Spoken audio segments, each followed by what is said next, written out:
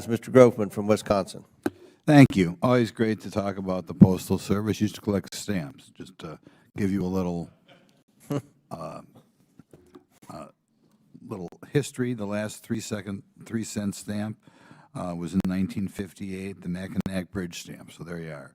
Now, you said that your first-class stamps are lower than other countries. I wasn't aware of that. Could you give us a little story as to where the first-class stamp is today in, say, Canada or Mexico or the UK?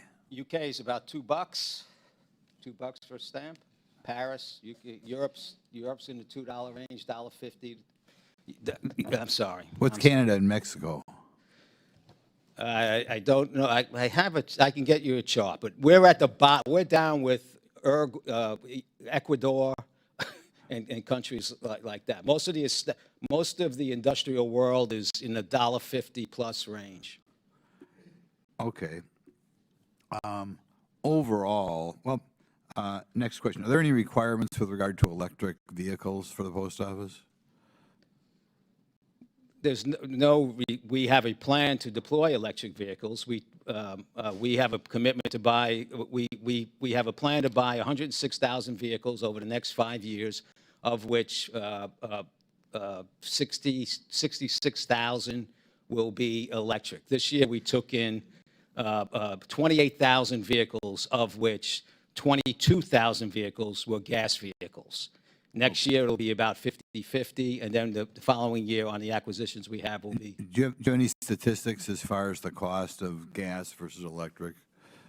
Well, Congressman, I was in the crossfire of a whole bunch of issues and did not agree to put electric vehicles into our fleet until we had the appropriate cost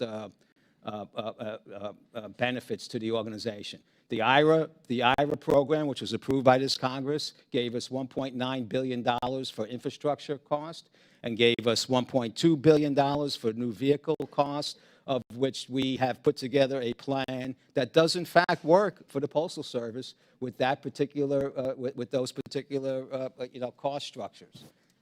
We are buying, special purpose long-term vehicles that'll last us 20, 25 years at a relatively good cost with the IRA offset, and all my infrastructure will be paid for this set of vehicles coming out. We're studying the charges now as it moves forward. We have our routes are set up for this type of service. Some of these vehicles we don't have to charge for 3 days, and the cost.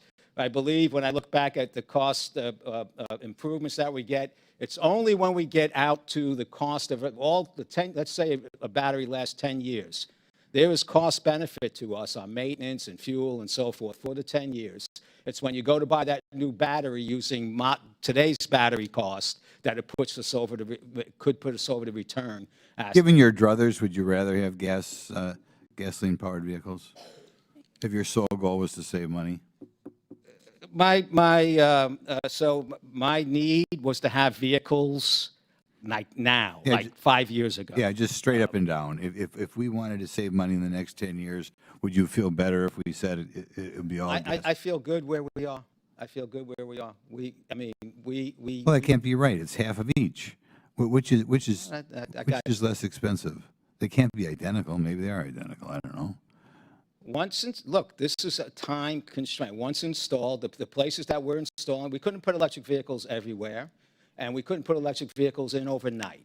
Okay, but once installed, and if you you offset the capital costs, which we have, it's a pretty decent thing. It's a nice vehicle. We have better monitoring on it, and it's lower in maintenance. I'll give you another question because I'm almost running out. We were talking this morning. Do you have any people in the post office which you'd refer to as DEI professionals, or people who are focused on that sort of thing, either with regard to people you hire or with regard to government contracting?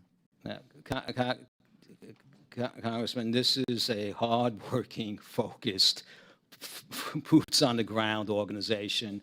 We have our normal in terms of a plan, we have our diversity goals, but that is just handled by our basic HR department, and we are a diverse group of diverse organization, mostly focused on deliver mail and packaging. Does that affect who you hire or who you promote? I mean, we pay it. We pay it to. You can look at my organization, and look at and see what the make your own judgment on it. But I hire and relocate people based on intensive evaluation of their performance, and I believe most of the organization does that. Thank you.